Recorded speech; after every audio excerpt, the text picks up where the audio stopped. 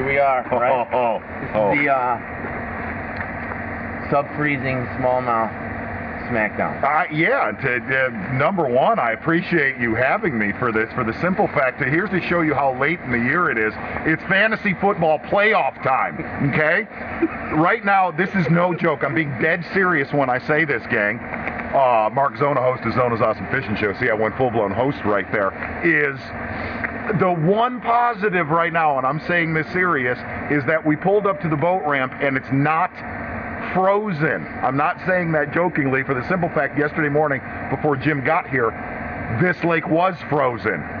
So, but the challenge is, in all honesty, this is not a trophy hunt. Where I live here in Michigan, where I grew up fishing, chasing smallmouth, notoriously the lakes that I grew up on are largemouth lakes. And Jim had the idea, hey, right before your lakes freeze, the challenge is, go ahead. 5 keepers. 5 keeper smallmouth. They gotta be 14 inches or more. That's right. Like I said, the one positive right now, we're taking baby steps to greatness. We don't have a lid on the lake. Let's go get them. Let's get them. Have you got your GoPro on? Are we set? Yep. Okay.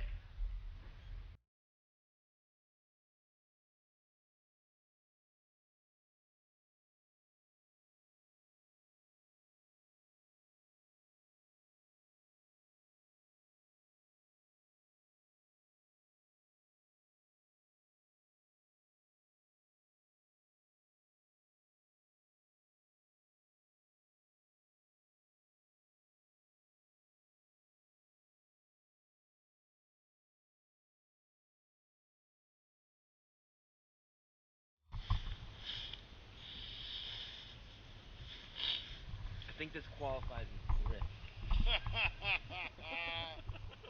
You think? Yeah. I mean, I'm no writer, but if I had to... She's got a good chill to her. Yeah. If I had to pick a word.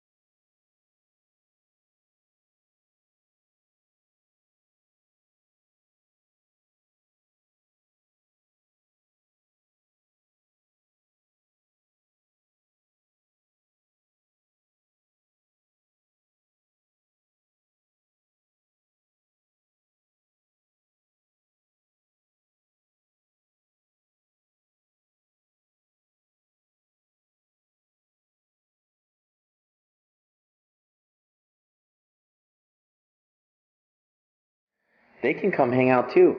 We can all be in this. They're all good hanging. Yeah, Matt, jump around.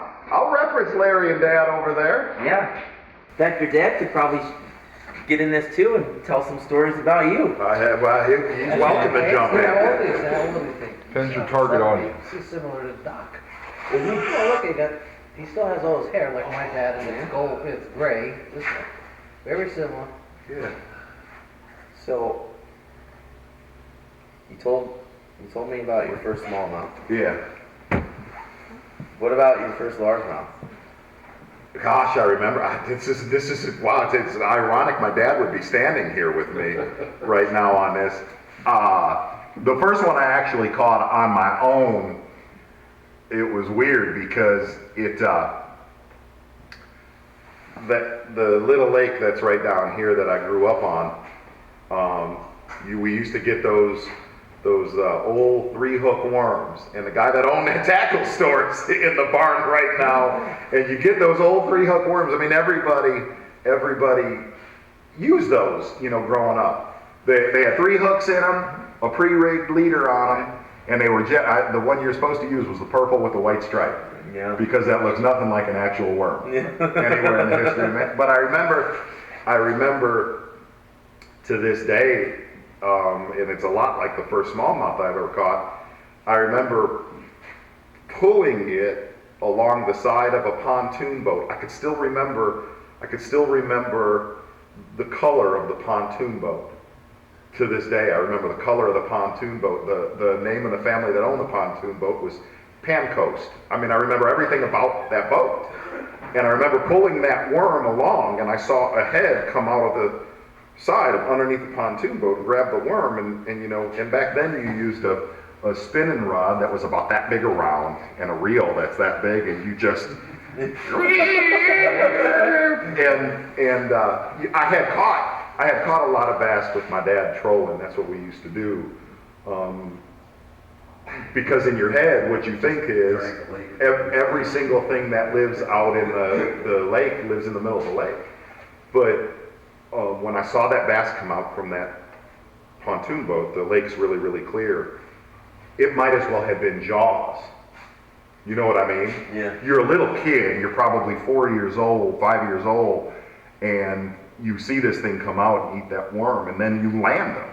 And I'm sure to this day, I'm sure that fish was not even 12 inches, but it might as well have been 20 feet long. Yeah. And then and what's weird is, I remember when I really started fishing boat docks, we had a rowboat had like a 9.9 on it and a little trolling motor that we used. But one day my dad was he was painting the garage, and I was bugging him to go fishing. He says, you know, you ought to walk down the shoreline and throw into the pontoon boats. And he said, there's big at this time of year, there's big ones under the pontoon boats. And I started doing that. And what's weird is when I think back on it now, how many times I walked around that lake. And that's what taught me how to fish shallow. It really did. And then things progress, you know, you progress from there and you start to get into, you know, local tournaments and stuff like that. And it's ironic, the two guys that, the reason I fish is my dad and the other guy I started fishing tournaments with. His name's Larry Barnett, and he's the Peyton Manning around here, you know what I mean? Yeah. And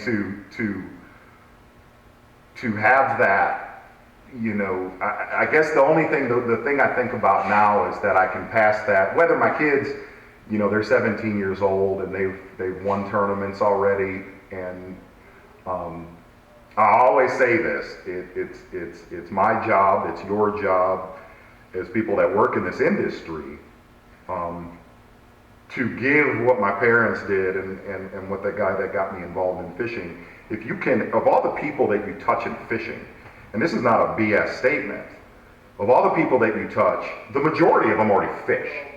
You know what I mean? They're into it. They've got the bug for it. But if you can introduce somebody into fishing that maybe never had before, to where they get that obsession, to where everything in their world, you've done your job. Yeah. You know, and the other side is, and I made this comment to you when we were out fishing today, when it comes to smallmouth, and I mean, I've revolved my entire life around my family, my kids, and smallmouth bass, which shows I'm a very incredibly shallow human being. But I always wonder this, just because now that I've done it my whole life, what do people that don't do this do? Like, I meet people a lot, and you know, you meet them a lot that don't fish, and they have no passion for it. It's just not something that here's what I can tell you, it's something that I could not imagine. Besides it being my career, I guess my point is, it's something I could not ever imagine. Because when I don't take shows, I'm not fishing, and you know, and my wife thinks it's bizarre, you know, that when I'm not working in fishing, I'm actually, like today it was, if you guys weren't here, I'd be out there. Tomorrow, when you're not here, until that lake's froze, I'll be out there. just because I don't know what else to, I manage some fantasy football teams, but there's no real money in that. So that's, I guess in a long sentence, that was, Yeah. So, you know what's strange is, and this is no joke, is the miles that I trolled with my dad. I'd sit in the front, he'd sit in the back, and the miles that I trolled as a kid, you have a cement memory. I mean, everything is vivid, very clear. I always look back now. With the electronics that we have and growing up on these lakes and stuff, like this lake in particular, I'll have my boys out there now and we'll be fishing offshore, fishing deep, and they'll be doing some newfangled drop shot or, throwing a football jig or a swim bait. And I'll tell them, I'll be like, now, your grandpa and I used to crush them here trolling, and they'll look at me and be like, now what is this trolling situation? Yeah. They have no. And that's how I learned too. Yeah, and that's been really kind of unique to I didn't know then. What's funny is I didn't know why every time we go down that way and come back and boom, you'd catch one, and then turn around and go back that way and boom, you'd catch one. And now that the years have gone on and you get a clue of what you're doing, now you know why those fish live there. And what's funny is they lived there 40 years ago the way they do now for my kids in tournaments. Yeah. So. Yeah, when I was a kid, we had a father figure. He and my dad were actually pretty good friends. His name was Terry Finch, and he would load 4 or 5 of us in this little, blonde V, and he would troll us around the lake. And God bless him because he did that so much. But I mean, he was keeping 5 or 6 rods straight. Right. I mean, that was no small feet. It's a mess. Yeah, we caught him. I looked at I looked at my dad with my twins when they started, and that I started my kids with bait casters, and hell, it's a complete 3-ring circus, but those are, to me, those are memories that there's not money that can buy that. You know what I mean? Yeah. There's nothing that. Because those are things that, to me, when my boys bring over kids that might not fish a lot or ever, to show them something like that instead of sitting in front of an iPad or BS like that. I don't know. That's what we're here to do, I think, in the long run. So, yeah. So. But then my obsession went to. And it stayed with me. It really kind of, what was weird was, I grew up fishing mostly largemouth tournaments around here. And these were mostly largemouth tournaments, and the guy that taught me my dad taught me how to fish. The guy that taught me how to tournament fish is sitting right there, and it's humbling to talk about this because he taught me how to do it, yet I don't want this to sound the wrong way. He was also the guy you wanted to beat. You know what I mean? Because in fishing tournaments, to get to the next level, you have to be able to hold your own against the best in one area and then move up to a regional and then move up to a national. And fishing around here, man, I got my teeth kicked in. I got my teeth kicked in bad. My kids can tell you the same thing. That's why I never wanted my kids to be in high school tournaments. I wanted my kids to fish against guys like that, to learn how to lose, to pick your ass up. And then when I kind of left this area and had a pretty good concept of largemouth fishing is when I got completely addicted to smallmouth, and then smallmouth tournaments. A lot of, throughout the 90s, late 90s especially, there started to be a lot of northern-based big, where you can win $20, $30, $40, $50,000. And I wanted to see how I stacked up against the Steve Clappers, the Joe Bay logs, the Greg Manguses and stuff like that. Yeah. Where it was a natural progression of and here is I get a lot of people that ask me that, why didn't you go ever fish the Elite Series? And this is really an easy question. Is I wanted to fish the lakes I wanted to fish. Yeah. I don't want this to sound the wrong way, but it sure seemed a hell of a lot more fun to go to an Everstart or a Bassmaster Open, they called them invitationals back in the day, at Thousand Islands in Lake Ontario, instead of going to Old Hickory in September. Yeah. It was more of a selfish, I want to go to a body of water, number one, that I was comfortable with, but number two, where you're going to chase the bruisers, you know. And then I started thinking to myself, well, hell, maybe I could, and I did. I said to my wife, I said, I'm going to smallmouth fish tournaments in the summer, and I'm going to sell bass boats in the winter, and that's going to be my living. And by God, she let me do that for 10 years before television came, and that's what I did.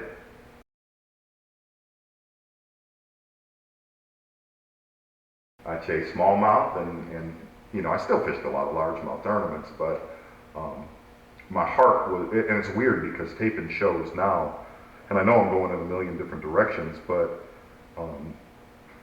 taping shows now, and I don't want this to sound bad. I mean, I went to Falcon Lake last week, and you're catching a slew of 6 to 12 pound bass, and that's a dream. That's a dream. But I just as much be catching a 3 to 5 pound smallmouth just because that's where my heart's at. Yeah. You know. So there's some guy that'll watch this that's from Falcon, and he's like, "We're the biggest dumbass on planet." So yeah, I get that a lot too. Quit chasing those little brown fish for right. 2 seconds and catch a real fish. Yeah, and I know this. You know, naturally, when you get, you know, you have a family and your parents live near you, and now you have children that are established in school, is when you and I were driving earlier, I could not imagine not living in this state, in Michigan, because I'm 3 hours from St. Clair, I'm 5 hours from Lake Huron, you know, 6.5 hours from Buffalo, and it's all, I guess here's my point is, look, I've shot a gazillion shows on smallmouth. I've shot, you know, sometimes I think I shoot, my shows are way too smallmouth based, but, you know, I do them just because that's where I have the most fun. Yeah. You know, so. It's like I said to you earlier, it's the only species really that I can think of that will engulf your crankbait with both treble hooks and let you reel them for like 5 seconds and then spit it. Yeah. And just leave you like, how did you do that? Yeah. But you know, the what's funny is when you know, in your book that you're writing, it's weird, the book that you're writing, because the majority of the people that you're writing about I've fished with. Yeah. A big percentage of them have taught me a lot of stuff about smallmouth, but what I always say about it is, you know when you meet an addict about smallmouth bass. There's a lot of people that like them, there's a lot of people that really like them, but when you meet somebody that's completely twisted out, you know what I mean, completely twisted out, you know them instantly.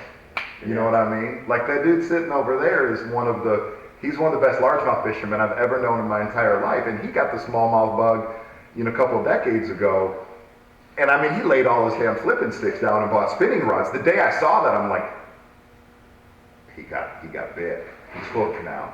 You know, if there's only, you know, I'll be honest with you, if there's one negative of that fish, the positives are, it's huge because you've experienced this, and it's hard to explain to people that you can get on 100 fish schools, 200 fish schools that are there for a week. And then they come right back to the same place next year. They're a lot like homing pigeons. You know, the only negative, and that's what this barn is, you know, this barn that we're sitting in, besides being the tackle barn, this is the repair shop for after I go to, look, the places that you go catch big smallmouth are generally not the friendliest bodies of water.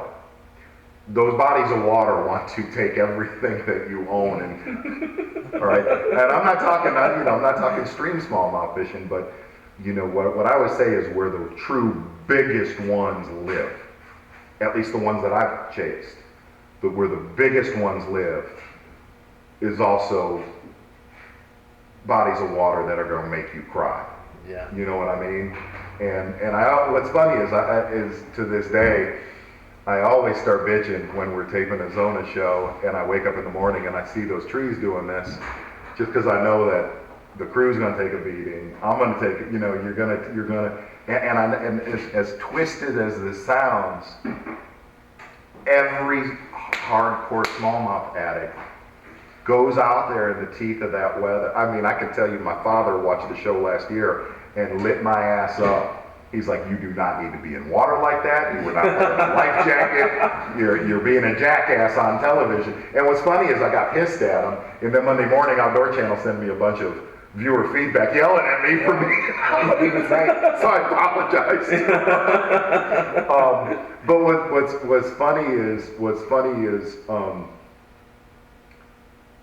you get your ass handed to you, and you get the crap kicked out of you.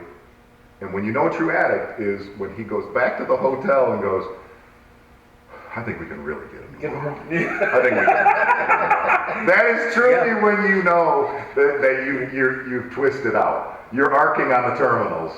So.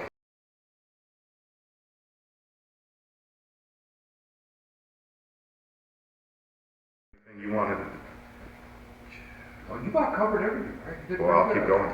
Well, Did he mention everything you told him? Well, no, you know, see, when he was little, and I didn't have time to go out there to go fishing with him, I used to tell him now, you can't go out that body of water alone.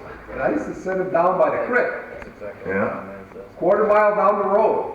And then he'd come running back with the fish in his hand, and I said, boy, Mark, I said, it really looks great. His mom would come out, we'd take pictures, and I said, you really did good. I said, where's your fishing poles at? Oh, we're back down by the creek.